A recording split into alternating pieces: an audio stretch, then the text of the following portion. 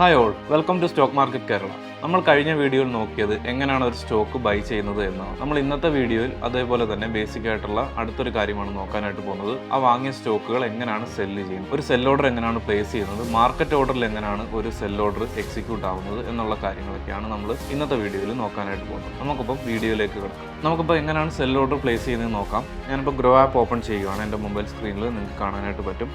ഞാൻ grow app open ചെയ്തിട്ടുണ്ട്. നമ്മൾ നേരത്തെ എടുത്ത പോലെ തന്നെ നമുക്കിവിടെ എക്സ്പ്ലോർ എന്നുള്ള പേജാണ് വന്നിട്ടുള്ളത്. ഇതിൽ നിന്നും ഹോൾഡിംഗ് എന്നുള്ളൊരു പേജിലേക്ക് വരുമ്പോഴാണ് നമ്മൾ ഏതൊക്കെ സ്റ്റോക്കുകളാണ് വാങ്ങി ഹോൾഡ് ചെയ്യുന്നത്, നമ്മുടെ ഹോൾഡിങ്ങിൽ ഏതൊക്കെ സ്റ്റോക്കുകൾ ഇപ്പോൾ ഉണ്ടെന്ന് നമുക്കിവിടെ കാണാനായിട്ട് പറ്റും. അപ്പോൾ ഇത് എങ്ങനെയാണ് ഇതിൻ്റെ അകത്ത് ഒരു ഓർഡർ പ്ലേസ് ചെയ്യുന്നതാണ് നമ്മൾ നോക്കാനായിട്ട് പോകുന്നത്.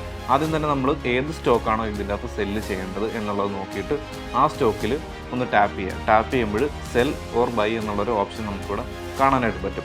ഞാനിവിടെ സെൽ ഓപ്ഷനാണ് എടുത്തിട്ടുള്ളത്. സെൽ ഓപ്ഷൻ എടുക്കുന്ന ടൈമിൽ ഇവിടെ കാണാൻ പറ്റും ക്വാണ്ടിറ്റി അവൈലബിൾ, എത്ര ക്വാണ്ടിറ്റിയാണ് നമ്മൾ ആ സ്റ്റോക്ക് ഹോൾഡ് ചെയ്യുന്നത്, എത്ര സ്റ്റോക്കുകളാണ്, എത്ര നമ്പർ ഓഫ് സ്റ്റോക്കുകളാണ് നമ്മളിവിടെ ഹോൾഡ് ചെയ്ത് വെച്ചിരിക്കുന്നത് നമ്മുടെ ഡിമാറ്റിൽ എന്നുള്ളത് നമുക്കിവിടെ കാണാനായിട്ട് പറ്റും. ഇവിടെ ഇപ്പോൾ നോക്കിയാൽ 13 സ്റ്റോക്കുകളാണ് ഞാൻ ഈ NMDC എന്ന് പറയുന്ന സ്റ്റോക്ക് ഹോൾഡ് ചെയ്യുന്നത്. അപ്പോൾ ഇതിൽ എത്ര നമ്പറാണ് നമുക്കിപ്പോൾ സെല്ല് ചെയ്യേണ്ടത് എന്നുള്ളത് നമുക്കിവിടെ എൻ്റർ ചെയ്ത് കൊടുക്കാം. ഞാനിവിടെ ഇപ്പം 1 എന്ന് കൊടുക്കുന്നു. ഒരു സ്റ്റോക്ക് ഞാനിവിടെ സെല്ല് ചെയ്യാനായിട്ടാണ് പോകുന്നത്.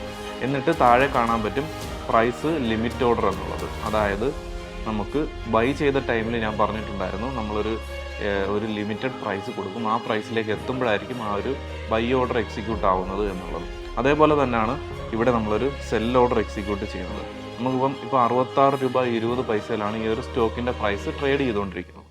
നമുക്കിപ്പോൾ ഇവിടെ ഒരു 68 രൂപ അല്ലെങ്കിൽ ഒരു 70 രൂപയിലേക്ക് എത്തുമ്പോഴാണ് ഈ ഒരു സ്റ്റോക്ക് സെല്ല് ചെയ്യേണ്ടത് എന്നുണ്ടെന്നുണ്ടെങ്കിൽ ആ ഒരു എമൗണ്ട് എത്രയാണോ, ആ ഒരു സ്റ്റോക്കിൻ്റെ പ്രൈസ് എത്രയിലെത്തുമ്പോഴാണോ അതിൻ്റെ സെൽ ഓർഡർ എക്സിക്യൂട്ട് ആവേണ്ടത് അത് നമുക്കിവിടെ കൊടുക്കാനായിട്ട് പറ്റും. എന്നിട്ട് ഈ സെൽ ഓർഡർ ക്ലിക്ക് ചെയ്ത് കഴിഞ്ഞാൽ ആ ഓരോ ഓർഡർ അവിടെ പ്ലേസ് ആവുന്നതാണ്.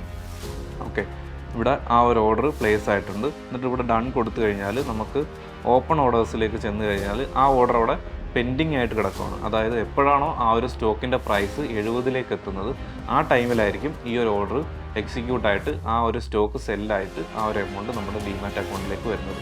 ഇതിൻ്റെ അകത്ത് മറ്റൊരു കാര്യം ശ്രദ്ധിക്കാനുണ്ട്. ഞാനത് ഒന്ന് എക്സ്പ്ലെയിൻ ചെയ്തു തരാം.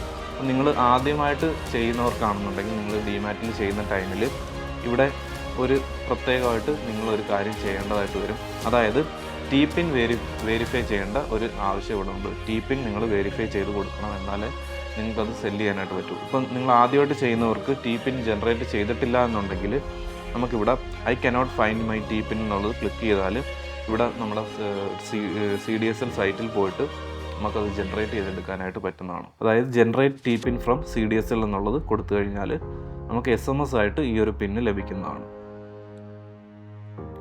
ഓക്കെ, ഇവിടെ ഇപ്പോൾ എനിക്ക് ഈ ഒരു പിന്ന് SMS ആയിട്ട് വന്നിട്ടുണ്ട്.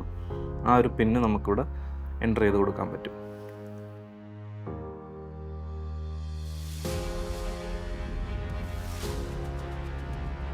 ഓക്കെ, ഞാൻ ആ പിൻ ഇവിടെ എൻ്റർ ചെയ്ത് കൊടുത്തിട്ടുണ്ട്. അടുത്ത സ്റ്റേജിൽ നമുക്കിവിടെ കാണാൻ പറ്റും ഒരു OTP നമുക്ക് ഈ ഒരു സൈറ്റിൽ നിന്നും വരുന്നതായിട്ട്.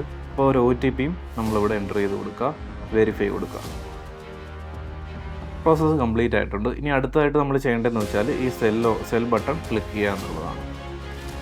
ഓക്കെ, ഞാനിവിടെ സെൽ ബട്ടൺ ക്ലിക്ക് ചെയ്തിട്ടുണ്ട്. ഈ സെൽ ഓർഡർ ഇവിടെ എക്സിക്യൂട്ട് ആയിട്ടുണ്ട്. അതായത് ഇതൊരു ഓർഡറായിട്ട് നമ്മുടെ ആ ഒരു അക്കൗണ്ടിൽ ഇവിടെ കാണാനായിട്ട് സാധിക്കും. അതായത് നമ്മുടെ ഡിമാറ്റ് അക്കൗണ്ടിൽ നോക്കിയാൽ ഓർഡേഴ്സിൽ ഈ ഒരു ഓർഡർ എക്സിക്യൂട്ടായി കിടക്കുന്നു. അപ്പം ഇതാണ് നോർമലി ഒരു ഓർഡർ പ്ലേസ് ചെയ്യുന്ന രീതി.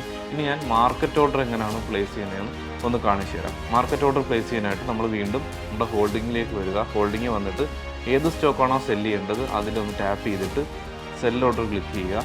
അപ്പോഴത്തേക്കും ഈ ഒരു വിൻഡോ ഓപ്പൺ ആയിട്ട് വരും. ഇവിടെ നമുക്ക് ഒരു സ്റ്റോക്ക് നമുക്ക് മാർക്കറ്റ് ഓർഡറിലൊന്ന് സെല്ല് ചെയ്ത് നോക്കാം. ഇത് നമ്മൾ ബൈ ചെയ്ത പോലെ തന്നെ ഈ ഒരു ലിമിറ്റ് മാറ്റുക. ലിമിറ്റിൽ ക്ലിക്ക് ചെയ്ത് ജസ്റ്റ് ഒന്ന് ടാപ്പ് ചെയ്ത് കഴിഞ്ഞാൽ ആ ലിമിറ്റ് മാറിയിട്ട് അവിടെ മാർക്കറ്റ് എന്നുള്ളത് വരുന്നതാണ്.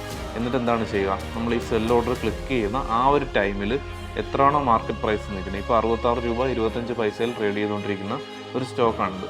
ഞാൻ ഈ ക്ലിക്ക് ചെയ്യുന്ന ടൈമിൽ എത്രയാണോ വേരിയേഷൻ വന്നിട്ടുള്ളത്, ഇപ്പം ഞാൻ ക്ലിക്ക് ചെയ്യാൻ പോകുന്ന ടൈമിൽ ഇതിൻ്റെ അകത്തൊരു 10-20 പൈസയുടെ വേരിയേഷൻ വന്നിട്ടുണ്ടെങ്കിൽ ആ ഒരു പ്രൈസിലായിരിക്കും നമ്മുടെ ആ ഒരു ട്രേഡ് എക്സിക്യൂട്ട് ആവുന്നത്. ഞാനിവിടെ സെൽ ഓർഡർ കൊടുത്തിട്ടുണ്ട്, ഓർഡർ എക്സിക്യൂട്ട് ആയിട്ടുണ്ട്, ഓർഡർ സക്സസ്ഫുൾ ആയിട്ടുണ്ട്. അതായത് ആ ഒരു സ്റ്റോക്ക് സെല്ലായി കഴിഞ്ഞു എന്നാണ് അതുകൊണ്ട് അർത്ഥമാക്കുന്നത്. അപ്പം ഇതാണ് മാർക്കറ്റിൽ ഉള്ള സെല്ല് ചെയ്യാനായിട്ടുള്ള മെയിനായിട്ടുള്ള 2 രീതികൾ. പിന്നെ ഇത് കൂടാതെ കുറച്ച് കാര്യങ്ങളും കൂടി വരുന്നുണ്ട്. അത് നമുക്ക് അടുത്ത വീഡിയോയിൽ ഡിസ്കസ് ചെയ്യാം. ബിഗിനേഴ്സിന് കൂടുതൽ യൂസ്ഫുൾ ആവുന്ന ഒരു വീഡിയോ സീരീസാണ് നമ്മളിവിടെ ചെയ്തുകൊണ്ടിരിക്കുന്നത്. മറ്റൊരു യൂസ്ഫുൾ കണ്ടന്റുമായിട്ട് നമ്മൾ അടുത്ത വീഡിയോയിൽ വരുന്നതാണ്. Thank you for watching.